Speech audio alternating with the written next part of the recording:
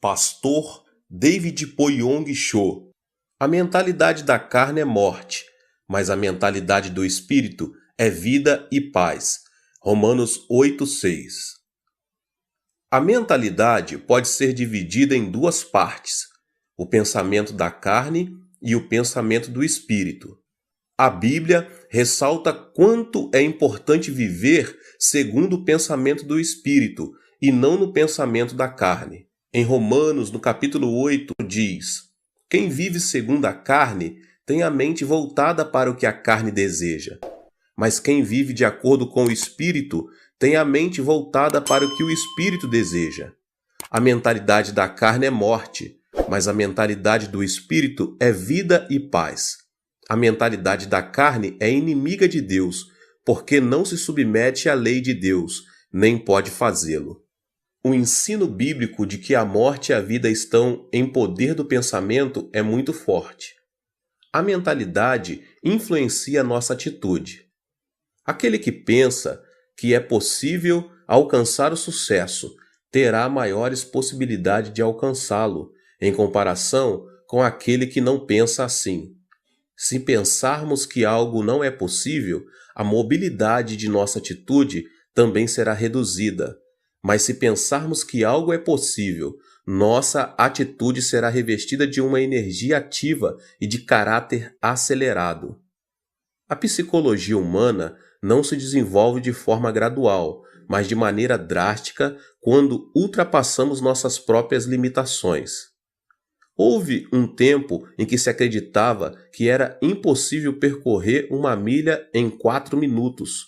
Os atletas mais destacados da época não eram capazes de reduzir o tempo de 4 minutos para percorrer uma milha, que equivale a 1,6 quilômetros. Entretanto, esse recorde foi quebrado pelo atleta inglês Roger Bannister.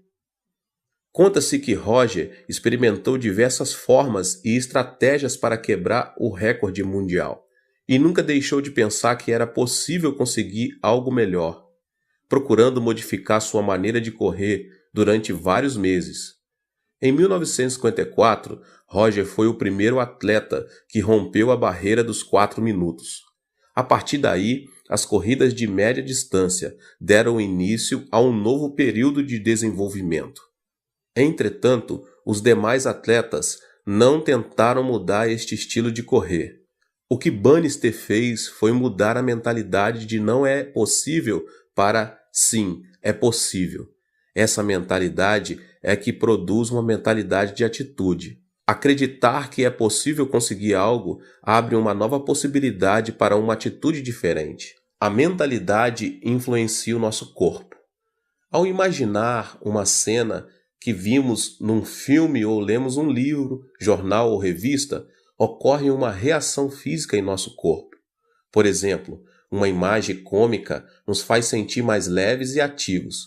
Uma imagem de um filme de terror acelera os batimentos cardíacos, ao passo que uma imagem romântica causa excitação. É por esse motivo que os esportistas primeiros disciplinam mentalmente, para depois dar início ao treinamento físico. Existe uma forte inter-relação entre a mentalidade e a reação física. Os treinadores e preparadores físicos fazem todo tipo de esforço para motivar sua equipe. Os praticantes de tiro ao alvo se disciplinam mentalmente com a finalidade de obter calma e autoconfiança. Os atletas e nadadores são disciplinados a prever sua capacidade competitiva. Segundo estudos realizados, esse tipo de disciplina produz contração muscular no momento da competição. A atitude mental influencia também a saúde física. Uma pessoa que padece de câncer viverá de acordo com o seu pensamento sobre isso. Ou seja, aqueles pacientes que pensam constantemente em sua morte não vivem por muito tempo, o que é totalmente diferente daqueles que pensam positivamente e não perdem a esperança. A mentalidade produz resultados positivos quanto negativos. Ela é algo invisível aos nossos olhos. Entretanto, é um elemento importante da 4ª dimensão que determina a 3ª dimensão. Mude sua mentalidade e verá como sua vida será transformada como resultado dessa mudança. Há 4 passos para a mudança da mentalidade. O passo número 1: pense como Deus pensa. O otimismo incondicional é uma mentalidade humana. Incorpore a maneira de Deus pensar a sua por meio da meditação na palavra. Examine, esquadrinhe, arrependa-se e mude sua mentalidade por meio da oração. A mentalidade influencia a emoção, a atitude e também nosso corpo físico. O pensamento positivo é um elemento que pertence à 4ª dimensão humana, mas também não é uma chave mestra que soluciona todos os nossos problemas. Uma mentalidade forte se baseia na palavra, no espírito e em nossas orações. A palavra e a oração inspirada pelo Espírito Santo são elementos poderosos que transformam as circunstâncias da 3ª dimensão, pois o Espírito as vê a partir de uma perspectiva negativa, positiva e neutra, com a finalidade de chegar a uma nova alternativa e conclusão. Devemos procurar ter uma mentalidade subordinada a Deus e não uma mentalidade humana. Aplique a palavra de Deus à sua mentalidade. A palavra tem um poder gigantesco. Todas as coisas, além de todos os milagres e prodígios, foram produzidos pela palavra de Deus. Jesus fez uso da palavra para vencer a tentação do diabo no deserto. Uma transformação extraordinária acontecerá em sua vida, se tão somente conseguirmos aplicar a palavra poderosa de Deus à nossa mentalidade. Uma mudança extraordinária acontecerá em nossa vida, se tão somente conseguirmos aplicar a palavra poderosa de Deus à nossa mentalidade. Devemos nos aproximar da palavra, mas não nos contentarmos somente em lê-la. Precisamos usar a palavra como arma poderosa quando mais necessitarmos dela. Contudo, para isso temos de memorizá-la. A palavra é uma arma mais poderosa de guerra espiritual contra as potestades demoníacas. É importante estabelecer um plano, memorizar uma vez e depois novamente. Não se esqueça de seguir esse processo de aprendizagem, pois dessa maneira terá em suas mãos a espada do Espírito Santo. O passo seguinte é a meditação. Como é feliz aquele que não segue o conselho dos ímpios, não imita a conduta dos pecadores, nem se assenta na roda dos zombadores. Ao contrário, sua satisfação está na lei do Senhor, e nessa lei medita dia e noite. Salmos 1, 1 e 2. A meditação nos ajuda a entender e aplicar a palavra em nossa vida diária. Esforce-se em meditar na palavra de Deus em todo tempo e lugar. Medite na palavra de Deus no momento em que estiver ouvindo, lendo, estudando e memorizando, e você verá que tanto sua mentalidade como sua fé aumentarão a cada dia. Foi comovente ler o livro que um dos professores da escola bíblica de minha igreja escreveu. Jeon Moon-sik, ele era um presidente da Erac Electronics, começou a trabalhar fundamentando os 2 princípios: assistir aos cultos todos os domingos e servir como professor da escola bíblica. Em consequência disso, abandonou seu trabalho, que requeria jornada integral, incluindo domingo, e abriu sua própria empresa. O diácono Jeong é um homem que perdeu o pai aos 10 anos de idade, concluiu o ensino médio numa escola noturna e, com o dinheiro do fundo de garantia de 3 anos de trabalho, começou seu próprio negócio em uma garagem, um sótão com somente $500. Todavia, a pressão era tanta que frequentemente sentia vontade de tirar a própria vida.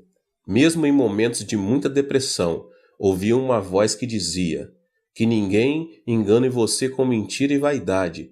Não se atenha às circunstâncias, mas apegue-se a Deus em fé absoluta. Tal palavra fez esse homem superar as circunstâncias, a depressão, a ansiedade e a aflição. O segredo da vitória se encontra no alimento espiritual. Ele conseguiu novas forças ao ouvir a palavra de Deus e meditar nela. Não deixou de assistir aos cultos na igreja nos domingos e fez o máximo de esforço possível para servir na escola bíblica, dizimar e ofertar para as missões. Não só isso, ele também ofereceu bolsas de estudos a vários alunos da escola bíblica para continuarem os estudos. Como fruto de sua vida diligente em Deus, hoje esse homem se tornou o presidente da melhor empresa na categoria de pequenas e médias empresas em nível nacional, o que anualmente dá um lucro de 100 milhões de dólares. Qual foi a chave dessa transformação? Não foi a mentalidade do diácono Geon, mas uma mentalidade e uma vida conformadas com a palavra de Deus. Esta declaração revela uma grande verdade. A fonte da bênção está em manter uma mentalidade e uma vida em obediência à palavra de Deus. A fonte da bênção está em manter uma mentalidade e uma vida em obediência à palavra de Deus. A mentalidade que se assemelha à palavra de Deus. A mentalidade do homem é como uma bola de rugby, ou seja, não se sabe a direção que irá tomar. Esse detalhe se deve ao fato de o pensamento ser o centro em que o intelecto, a emoção e a vontade se misturam. A função da Bíblia, a palavra de Deus, é disciplinar e guiar o pensamento do homem à verdade. O fruto vem quando alguém vive cheio da palavra de Deus e em obediência a ela. Isso resulta na força que transforma a terceira dimensão circunstancial. Podemos mudar nossa mentalidade com a Bíblia, a palavra de Deus. A Bíblia é a palavra poderosa do Deus que vive. Em Hebreus capítulo 4, no verso 12 diz: "Pois a palavra de Deus é viva e eficaz, e mais afiada que qualquer espada de 2 gumes. Ela penetra até o ponto de dividir alma e espírito, juntas e medulas, e julga os pensamentos e intenções do coração." Somos capazes de vencer todos os obstáculos por meio de Deus, que nos fortalece, e de ter uma fé positiva, de acordo com Filipenses 4,13. Tudo posso naquele que me fortalece. É por meio da palavra que nosso pensamento de abandonar tudo é transformado. Deus pagou o preço de nossos pecados com o sangue do seu Filho amado Jesus Cristo, por amor a nós. Devemos nos lembrar que tudo é possível em Cristo, que venceu o mundo da terceira dimensão circunstancial. Podemos ter paz quando cremos que Deus estará conosco, ainda que andemos pelo vale da sombra da morte, e enquanto estivermos sobre a sombra de suas asas. Ainda que nossos olhos não vejam, ainda que nossos ouvidos nada ouçam, que nossas mãos não toquem, se tão somente cremos que Deus está conosco em meio à escuridão, nossa mentalidade será transformada e alcançaremos novas forças para vencer toda depressão e desesperança. O fruto vem quando a pessoa muda de mentalidade e alinha seu pensamento à quarta dimensão da Bíblia, isto é, a palavra de Deus, e o milagre extraordinário de Deus se manifesta. Alimente seu coração e mente com a palavra de Deus, porque você passará a usufruir de uma vida vitoriosa à medida que o reino de Deus tome o controle de sua vida e circunstâncias. A mentalidade que se assemelha ao Espírito Santo. Quando recebemos Jesus Cristo como nosso Senhor e Salvador, o Espírito Santo vem habitar em nós. Recebemos então o batismo do Espírito Santo e a plenitude do Espírito que nos enche de alegria. Os discípulos viveram algo que jamais haviam experimentado em sua vida, quando o Espírito Santo desceu no dia de Pentecostes, no local onde costumavam se reunir. Por meio dessa experiência, renovaram a fé e o amor para servir fielmente a Jesus Cristo. Nosso coração precisa estar cheio de alegria para trabalharmos com ânimo e superarmos qualquer tipo de adversidade. Não se pode conseguir nada sem alegria e ânimo. O Espírito Santo, porém, enche-nos de júbilo, o qual produz coragem e alegria. A alegria e a coragem derramadas pelo Espírito nos motivam a pregar o Evangelho, apesar das circunstâncias adversas.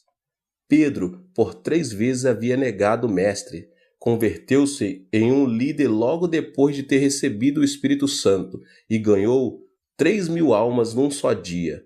No dia seguinte, ajudou um aleijado de nascença que estava mendigando na porta do templo a andar e levou 5.000 pessoas a arrepender-se de seus pecados. A coragem do Espírito Santo faz que tenhamos temor ao proclamar o Evangelho, para a vida ou morte, para êxito ou fracasso, para crescimento ou declínio. Não por nossa força, mas por obra do Espírito Santo. Os discípulos de Jesus eram pescadores e publicanos que o povo depreciava. Mas logo depois de serem cheios do Espírito Santo, uma alegria renovadora começou a fluir do coração deles.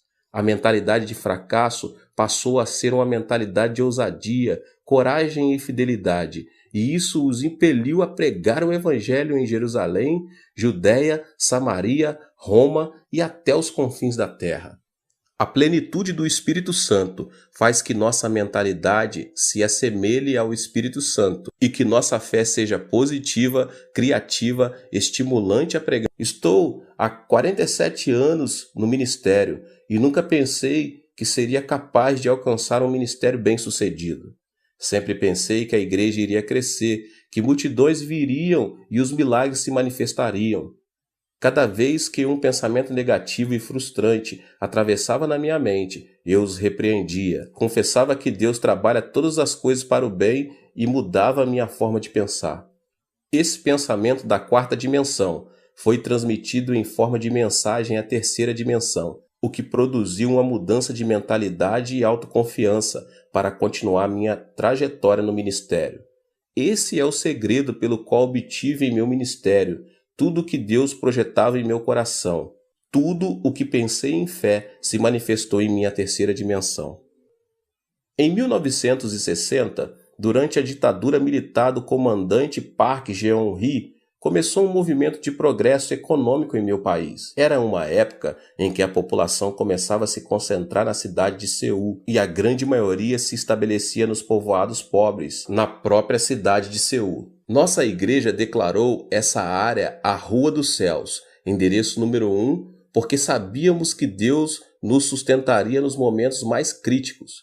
Eu e a pastora Choi começamos a pregar o evangelho naquela área, com sede em Soedaimon, por meio de um grande movimento do Espírito Santo. Deus quer nos batizar com o Espírito Santo. Por intermédio do Espírito Santo, podemos falar em línguas e receber novos dons do Espírito. Recebam o Espírito Santo. Pregamos enfatizando bastante o batismo com o Espírito Santo e seus dons. Mas, acima de tudo, havíamos iniciado um movimento chamado Semaum, Novo Coração, que consistia em renovar o coração. Nessa ocasião, o presidente Park me chamou um dia para ir à Casa Azul e me fez a seguinte pergunta: Pastor Cho, não tem aí uma ideia para renovar nossa nação e transformar as regiões rurais? Diante da pergunta, não tive dúvidas em lhe responder: Senhor presidente, primeiro devemos mudar nossa mentalidade. Inicie um movimento chamado Semaum para que o povo comece a pensar de modo positivo. Lembre-se de que há uma igreja em cada canto do país. Inicie esse movimento por meio das igrejas e algo miraculoso acontecerá. Imediatamente, o presidente Park chamou o ministro do Interior e lhe disse: o pastor Cho me aconselha a começar um movimento chamado Semaum para renovar a mentalidade da nossa gente. O que o senhor pensa disso? Boa ideia, disse o ministro. Só que noto um tom religioso. Que acha de mudarmos o movimento para Semaú, Novo Povo? O presidente pediu minha opinião. Então, enfatizei que o mais importante era mudar a mentalidade das pessoas para conseguir algo miraculoso e continuei dizendo que seria conveniente a iniciar o movimento Semaum por meio das igrejas. No final de tudo, como resultado dessa conversa, começou em todo o país o movimento Semaú, que consistia na transformação e no desenvolvimento das regiões rurais e no processo econômico nacional. O propósito desse movimento era mudar a mentalidade de cada coreano, e o que começou com o movimento de Semaum nas igrejas ficou conhecido como o movimento Semaú em todo o país. Proclamei esperança por meio do movimento Semaum. Em 2 Coríntios, capítulo 5, verso 17, lemos: Portanto, se alguém está em Cristo, é nova criação. As coisas antigas já passaram, eis que surgiram coisas novas. Anunciei o Deus de bondade para desfazer todos os pensamentos negativos do coração do nosso povo e disse: tenha uma fé positiva, essa fé que diz: é possível, podemos fazer e vamos fazer. Não pense que é impossível, que não podemos fazer, mas sim creia no milagre do Senhor. Era uma época muito difícil e viver com lógica se apresentava como algo impossível. Foi nesses momentos críticos que me levantei para pregar: creia no milagre. O Deus que dividiu o Mar Vermelho e destruiu os muros de Jericó está conosco neste momento. A pobreza desaparecerá e a bênção virá. Esperem o milagre pela fé. Eu os exortava dizendo que deviam confessar a palavra de Deus, conceber sonhos e ter fé no Senhor. Estes eram os versículos com os que mais eu exortava as pessoas a confessarem com a boca. Filipenses 4,13. Tudo posso naquele que me fortalece. Romanos 8,28. Sabemos que Deus age em todas as coisas para o bem daqueles que o amam, dos que foram chamados de acordo com seu propósito. Marcos 9,23. Se podes, disse Jesus, tudo é possível ao que crer. No início, as pessoas tomavam a confissão da palavra de Deus como algo excêntrico. Entretanto, uma vez que entendiam, eram fortalecidas em seu espírito pelo alimento espiritual e a fé fluía de seu interior. Começavam a proclamar a palavra de Deus com mais vigor. Também é preciso pensar grande para crescer muito. Todos os grandes servos de Deus, tanto na Coreia do Sul como ao redor do mundo, têm um desejo ardente de saber por que tanto minha igreja como a igreja dos meus discípulos se tornaram as maiores igrejas de suas cidades. Existem aqueles que se asseguram que deve haver um segredo que eu não revelo, mas sempre me utilizo de um provérbio antigo para explicar o segredo e o princípio de crescimento da igreja. Ele diz o seguinte: dos grandes bambus saem os grandes bambus. A estrutura do pensamento de meus discípulos é grande, isso porque cresceram observando a magnitude de meu ministério. Chegaram a pensar grande porque pensaram grande, projetaram e aprenderam minha filosofia pastoral. O pensamento se caracteriza por desenvolver-se, ou seja, não é estático. Meus discípulos aprenderam a pensar grande observando uma igreja e um ministério grande. O desenvolvimento do pensamento se correlaciona diretamente à quantidade e à qualidade do pensamento. Isso se deve ao fato de o pensamento do homem possuir um poder criativo. Com isso, não quero dizer que o ministério deve ser julgado segundo seu tamanho. As igrejas pequenas das zonas rurais também estão debaixo da vontade e soberania de Deus. Mas quero, sim, afirmar que a magnitude do pensamento determina nossa realidade física. Em outras palavras, existe uma maior possibilidade de quem pensa pequeno obter frutos pequenos e de que quem pensa grande obter frutos grandes. O que é fundamental aqui é a pessoa ser positiva e ativa em procurar desenvolver seu pensamento da quarta dimensão dentro da esfera dos seus sonhos. Pensar grande não resulta automaticamente em um grande fruto. O pensamento é apenas um começo. A seguir, deve haver uma ação que o sustente. Por exemplo, um agricultor não deve esperar uma colheita abundante sem ter semeado. Se deseja colher, primeiro deve semear. Ao refletir sobre meus 47 anos de ministério, devo admitir que não somente pensei grande, mas também me esforcei ao máximo em oração, consagração e estudo, com a finalidade de alcançar o desejo do meu pensamento. O trabalho árduo e a consagração são fundamentais para que o pensamento se torne realidade. Mude seu pensamento com um programa positivo. A Bíblia afirma que o que se vê foi feito do que é invisível. Ou seja, a terceira dimensão visível não é produto da terceira dimensão visível, mas está debaixo da influência da quarta dimensão invisível. A pessoa que pensar negativamente na quarta dimensão enfrentará situações negativas.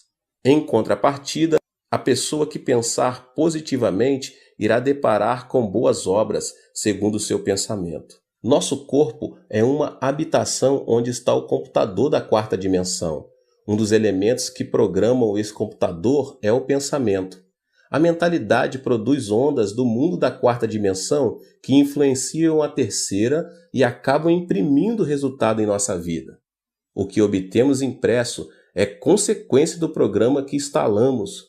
Por exemplo, um programa que contém a tristeza e doença transmitirá programas de doença e tristeza, tanto em nosso corpo como em nossa vida, elementos que pertencem à terceira dimensão.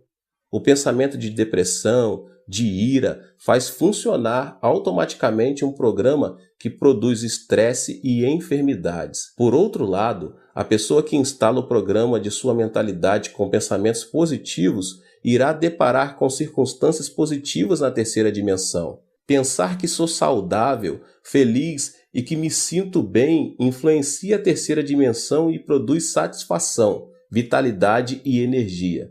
Também é importante ter uma mentalidade afirmativa, a qual consiste no pensamento positivo de confessar que algo é possível.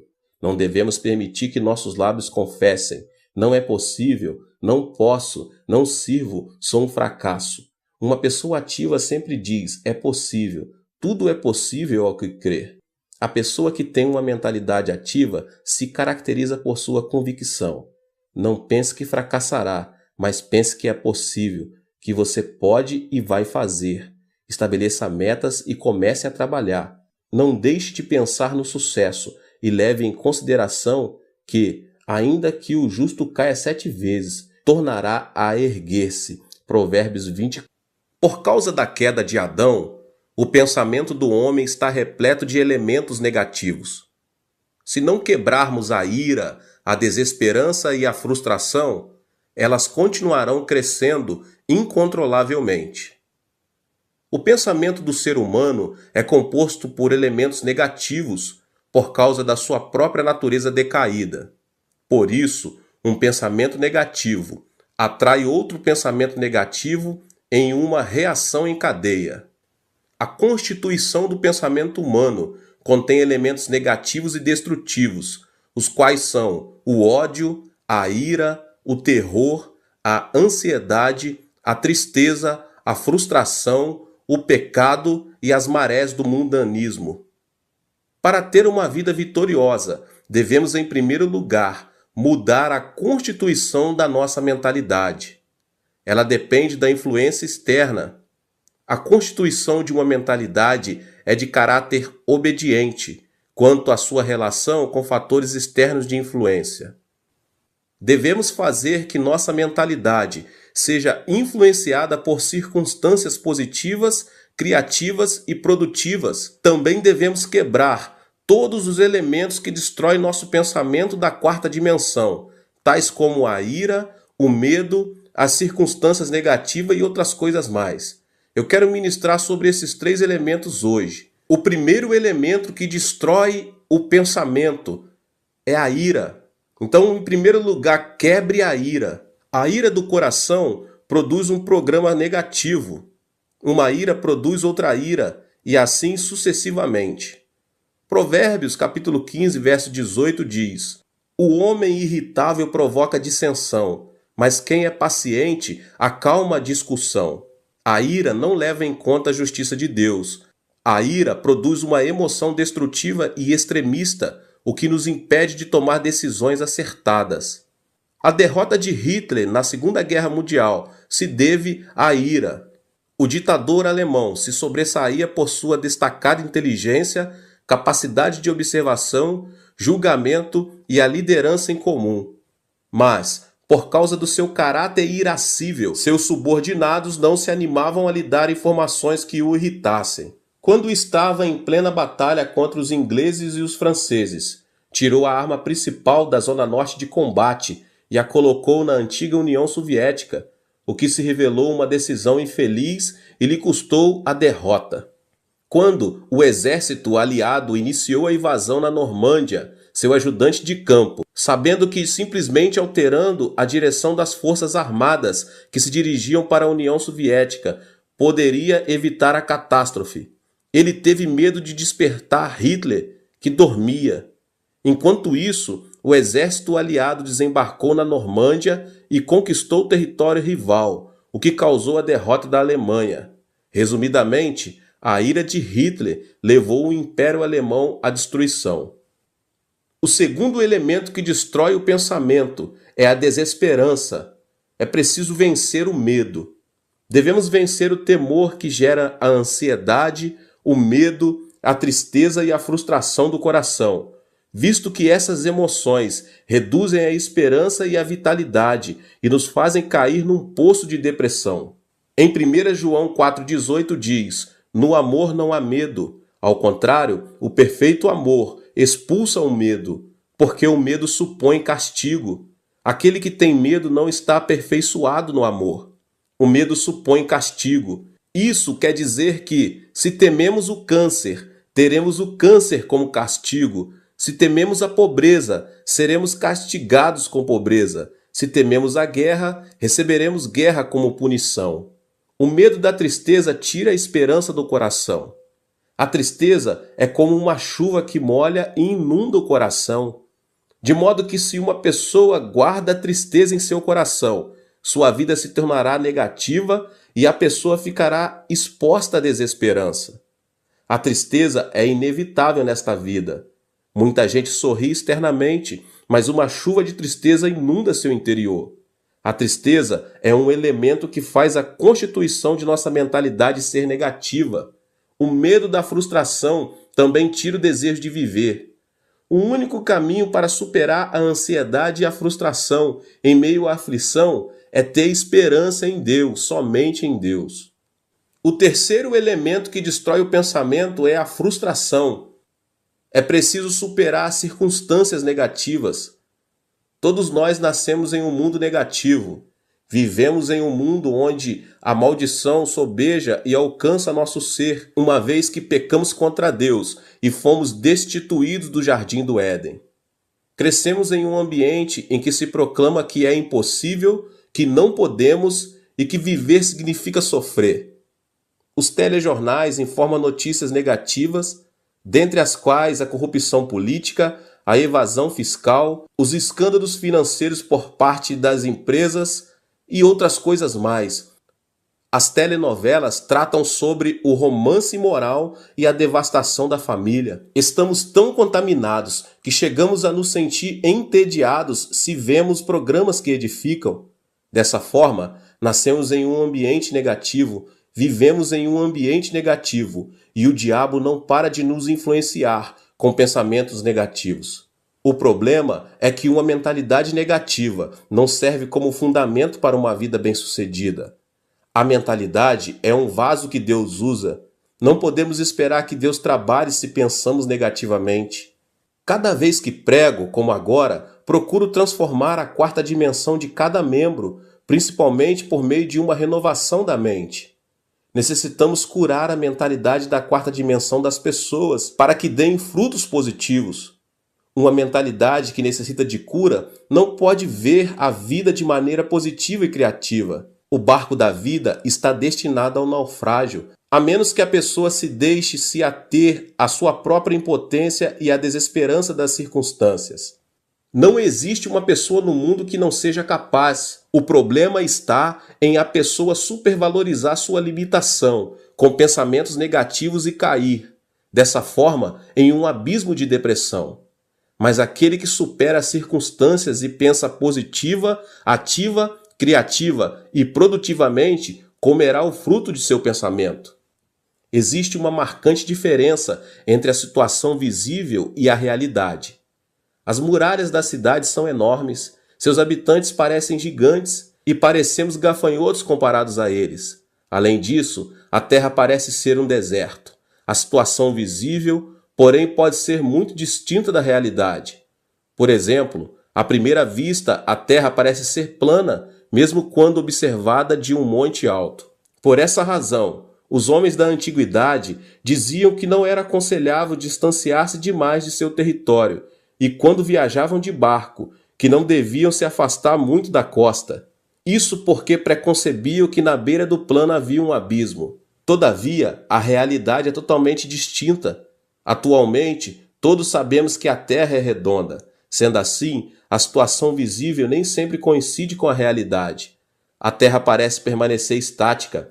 Isso se deve ao fato de ela não oscilar nem vibrar bruscamente ao ponto de percebermos. No entanto, a Terra está em movimento de rotação sobre seu próprio eixo e dá voltas ao redor do Sol a uma velocidade incrível, apesar de não observarmos nem sentirmos que isso está acontecendo. Podemos experimentar um milagre quando abandonamos preconceitos e sentimentos e vivemos com uma mentalidade que supera as circunstâncias e os sentidos. A mentalidade é um elemento da quarta dimensão que precede as circunstâncias e os sentidos. Podemos superar as circunstâncias e ser transformados pela cruz de Jesus Cristo todos os dias. A cruz é o poder que ressuscita os mortos, a força que chama as coisas que não são como se já fossem, e o poder que transforma a desesperança em esperança. A mentalidade da quarta dimensão, que supera as circunstâncias e que se obtém por meio da cruz do Calvário, é a força motriz que transforma o pensamento. Eu sempre digo, pense no evangelho quíntuplo e na bênção tripla. Você é uma pessoa próspera. Pense na riqueza. Guarde o evangelho e o regozijo da prosperidade no depósito do seu pensamento. Sempre ensinei meus membros a pensar no evangelho quíntuplo e na bênção tripla. A Bíblia ensina a pensar em tudo que for puro, tudo que for amável, tudo que for de boa fama. Filipenses 4:8. Por isso, nunca deixo de pensar no evangelho quíntuplo e na bênção tripla. Fui perdoado e justificado. Sou uma pessoa santa e cheia do Espírito Santo. Fui curado, fui liberto da maldição, recebi a bênção da vida eterna e nunca deixo de pensar que sou uma pessoa próspera e saudável, assim como prospera a minha alma. A confissão da palavra significa que, se enchemos a quarta dimensão com vitória, êxito, riqueza e prosperidade, será isso mesmo que se manifestará no plano tridimensional. Encha seu pensamento com vitória todos os dias, com êxito e riqueza, porque você já os tem. Durante a guerra, minha nação sofreu uma devastação total. Na época, quando chegava um trem com uma carga de carvão, as pessoas quase instantânea e automaticamente faziam um grande tumulto no intuito de conseguir um pouco desse carvão. Mas isso era dificultado pelos militares. Era um dia desses, como de costume. Um grande tumulto foi gerado ao redor dos vagões de um trem. Quando consegui ver um menino de 10 anos de idade que baixava grandes quantidades de carvão, enquanto seu pai os empilhava no chão. Mas uma porção grande de carvão caíra e estava debaixo do vagão de carga. De repente, ao ouvir os passos dos militares, as pessoas começaram a descer do trem. Foi então que, no intuito de ficar com essa grande porção de carvão, o menino enfiou-se debaixo do vagão, até que se ouviu um ruído do movimento do trem. As pessoas começaram a gritar. No entanto, ninguém se arriscava a se aproximar do trem para salvar a vida do menino. Então, de repente, um homem correu em sua direção. Era seu pai. O homem conseguiu tirar o menino, mas não pôde sair a tempo, e o acidente lhe custou a vida. Morreu instantaneamente. Mesmo agora, quando penso naquele incidente, tenho uma sensação de terror.